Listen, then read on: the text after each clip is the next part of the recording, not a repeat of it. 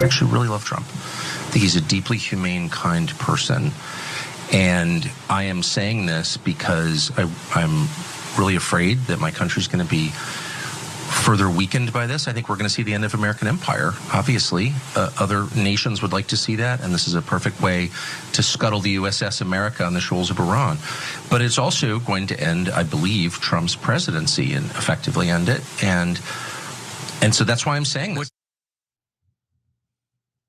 All right, so let's get into that part. Israel's conflict with Iran is exposing the cracks within the MAGA base. As we've been discussing, Trump's loyalists have found themselves divided, including Tucker Carlson there. You just watched, Tucker said more about why he feels this way. But before we get to that, Cenk, that last statement that this involvement going deeper with Israel could end the Trump presidency, your thoughts? Yeah, those are super strong words. And so, look, the libertarians have left the building. We're going to show you some of that in a second. They're done with Trump. And MAGA now still couching it in. I mean, we really love Trump and stuff, but his presidency is kind of over.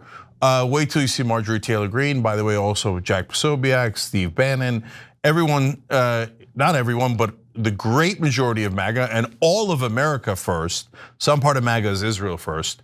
All of America first is like, no to this war. No, this is nothing new with America. I don't want to pay for it. We've got a lot more examples for you guys.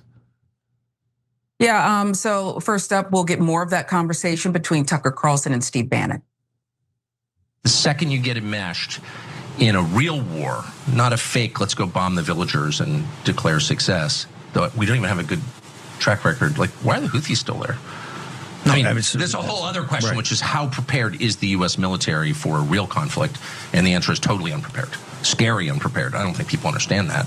But anyway, the only reason I'm saying any of this is because I really, really care. All right, so there's Tucker talking with Bannon. He also criticized Trump in a newsletter. Here's what he wrote: while the American military may not have physically perpetuated the assault, years of funding, sending weapons to Israel, which Donald Trump just bragged about on Truth Social, undeniably placed the US at the center of last night's event.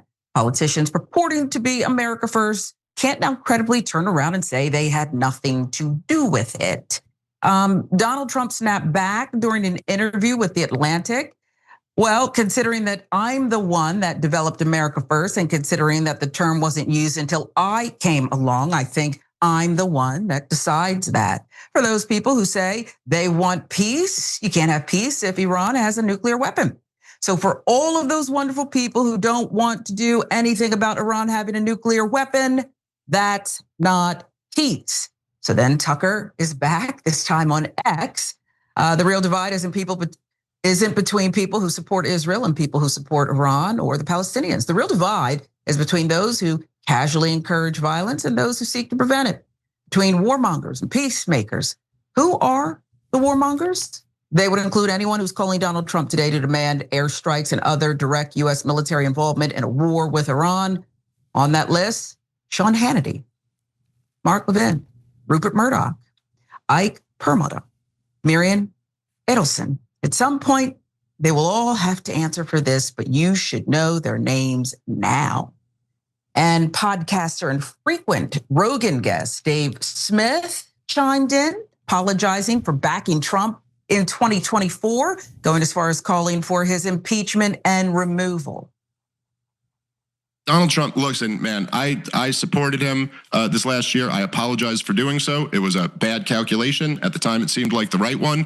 But he should be impeached and removed for this one, and not on some not on some ridiculous Nancy Pelosi. Of course, the Congress will never do it because they're all a bunch of corrupt hacks. This is the one thing they support. This is Donald Trump should be impeached and removed for this. All of his supporters should turn on him. It's the absolute betrayal of everything that he ran and campaigned on and everything that he stood for. And I will say, despite the fact that, Donald Trump supporters have been labeled like a cult following, and that certainly is true for a percentage of his supporters, he is going to lose his coalition over this. I know I don't just speak for myself when I say there are a lot of us who simply will not go along with this. Voices are growing louder, and larger number, it seems. Representative Marjorie Taylor Greene agrees. She shared this post. Everyone is finding out who are real America First MAGA and who were fake and just said it because it was popular. Unfortunately, the list of fakes are becoming quite long and expose themselves quickly. Anyone slobbering for the US to become fully involved in the Israel-Iran war is not America First MAGA. Wishing for murder of innocent people is disgusting. We are sick and tired of foreign wars, all of them. And she had more to say. She went on to say, every country involved and all over the world can be happy, successful, and rich if we all work together and seek peace and prosperity. Taking this position is not anti-Semitic, it's rational, sane, loving toward all people. Taking this position of peace and prosperity for all is not isolationism. It leads to great trade deals, great economies that help all people. It's what many Americans voted for in 2024. America first, America first, America first. That is how we make America great again. So on Piers Morgan today, Cenk, you found common ground with Pasibiak. Let's watch that. This is not America's war. This is a war that is confined to two parties in the Middle East. This is a war where the United States absolutely faces the threat of escalation. 10 years ago today, so 10 years ago today, Donald Trump comes down the golden escalator. And what did he say? No more foreign, endless wars. And instead, why don't we focus on the problems at home? He talked about, obviously, illegal aliens. He talked about deportations, but he said trillions of dollars spent in Iraq, trillions spent in Afghanistan. And what did it get for us? Nothing. Look at me and Jack. Me and Jack don't agree on anything else, but we agree that we should serve America. I say Americans first, not Israelis. Stop the wars. Let me say this. Look at MAGA. Okay, here's what Let Ben speak. Marjorie Taylor Greene, Steve Bannon, all saying stop the war. All We right. didn't ask for war. Ben, let him. Here's the let left Ben and the right speak. uniting, saying we don't want war. All right, on the other side of MAGA, you have conservatives loudly backing support of regime change in Iran, like Ted Cruz, likely suspect. He said this during a Fox News interview with Maria. Senator, do you want to see regime change? Do you think that happens soon? And what would the future look like in that regard? Look, I think it is very much in the interest of America to see regime change. I don't think there's any redeeming the Ayatollah. He is filled with hatred. Ted Cruz on Fox. And then there's Newt Gingrich posting this. Let's take a look. The replacement of the theocratic dictatorship in Iran with a secular government committed to peace with neighbors, prosperity for Iranians, and a non-nuclear future is the only outcome of the current Israeli-Iranian war that would be a success. Any outcome which leaves the mullahs and their dictatorship in charge guarantees continuing Iranian support for terrorism and a new, even more secret effort to get a nuclear weapon, a truce. Leaving the mullahs in charge guarantees more terrorism and a future war. Imagine the recent missiles in Tel Aviv if they had been nuclear, no truce with the mullahs. So there you have it. Newt Cenk alluding to this preemptive war. You got to replace the Ayatollah now. You have to have regime change or else things are just going to get worse. This is necessary for Israel to amp things up and for the United States to help. Yeah, so you see the old guard versus the new guard there. So the old guard, Newt Gingrich, Ted Cruz, Sean Hannity, Mark Levin. Oh yeah, war is awesome. We have to serve Israel loyally. Remember, we're occupied, and so whatever Israel commands of us, we have to do. We have to do regime change in Iran. So no one's surprised by that. That was super obvious. They're all corrupt. They all get paid off by the special interests, the lobbyists, et cetera, to say those things. And that's been true in America for so long. So partly because of that, partly because of how MAGA stuck with Trump, no matter what he said in this first term, a lot of people on the left and in the middle thought these guys are immovable, right? But it turned, and I said they were. So I'm gonna come back to that in a second. But let me actually finish off Gingrich and Ted Cruz for a second. I don't want you to lose track of some switcheroo that they're doing right now, and you saw it on those comments. When Israel first attacked Iran, They said, oh, we have to take out their nuclear facilities. They're gonna have nukes any day now. Then Netanyahu goes on Brett Baer's show on Fox News this weekend, and he says, just kidding, they wouldn't have a nuclear weapon for at least a year. Then why did you attack them now? And you didn't say that a minute ago. You said that they were about to have the weapons, right? And they said, well, they have ballistic missiles, but almost everyone has ballistic missiles. So should we attack everyone? So that was the original reason, but if you notice, both with Netanyahu and now his servants, Gingrich, Cruz, etc., they're all going, we need regime change. Wait, I thought you said it was take out the nukes and the weapons of mass destruction.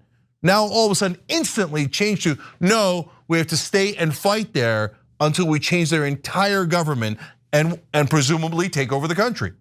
And can Israel take over Iran? Of course not. No, there's only one country powerful enough to take out their nuclear facilities and do a regime change. That's America. So now that we're in the war, Israel sends all their dogs out to bark and yap, and Ted Cruz goes, regime change, Newt Gingrich, regime change, Sean Hannity, regime change. Now, that's all normal. That's what normally happens. But now something unusual has happened.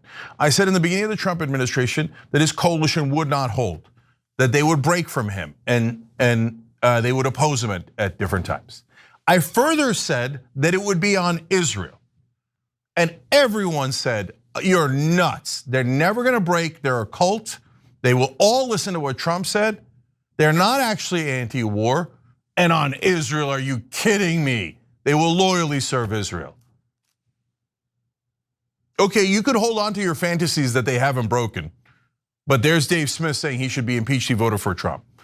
There's Tim Dillon, we showed you earlier, saying, we got no business, Iran. This is not our war. We got everybody saying it. We've got Tucker Carlson, Marjorie Taylor Greene. Marjorie Taylor Greene was on this show. They said, oh, you're crazy. She's not actually gonna oppose the war. There she is opposing the war. So look, guys, it isn't about told you. It's about how do we assess what is true and not true? How do we effectively fight back against things that we don't want? So there's a lot that we don't want where the right wing is opposed to us. So I don't want the National Guard and the Marines in the streets of LA or any other city. And I will fight them over that. And we will fight very tough and very aggressively, okay? But when they say they're anti-war and now all their media is saying they're anti-war, it doesn't even matter if they're lying, like the media guys, because they're telling their audiences 24/7, Trump is wrong, we shouldn't go into this war, we should not back Israel. So let's all wake up collectively together. By the way, how did I know when no one else knew? Because I did something crazy called talking to them, and even more importantly, listening to them. No, you can't listen to them. We have to be in our own tribes, and the other tribe is evil. They're evil, never listen to them. Well, since you weren't listening, you missed the fact that they're actually anti-war. And they're super tired of serving Israel. Not their politicians are in lockstep. By the way, a lot of our politicians are in lockstep with Israel, right? But their voters are absolutely sick of it. And the Israeli supporters are in the middle of making a huge mistake right now. They're starting to now do the same thing to them that they did to us. They're starting to call the right wing and the libertarians anti-Semites. Have at it, Hoss. Oh, you go ahead, but that one trick pony's already dead, okay? And you're gonna flog that dead pony, and then you're gonna call all of America anti-Semites because we won't follow Israel's orders. You're gonna find out soon that that is a very, very poor strategy. If you thought that was a bad strategy to try with the left, wait till you try it with the right and see how that turns out for you. Okay, so let's review. They won't turn on them, they did. They won't fight each other, they're at each other's throats. You see that Tucker Carlson comment about Sean Hannity and Murdoch and calling out all those names, okay? The coalition won't split, it's split already. I mean, you heard Dave Smith there, and there's a lot more where that came from. Marjorie Taylor Greene won't actually be against the war, she's actually against the war. So there's now a rebellion, and the rebellion is joined. So before it was the left that was anti-war, now libertarians are firmly anti-war. They have joined the rebellion, no question about it. Now MAGA, half of MAGA is saying, yeah, no. I don't even care what Donald Trump says.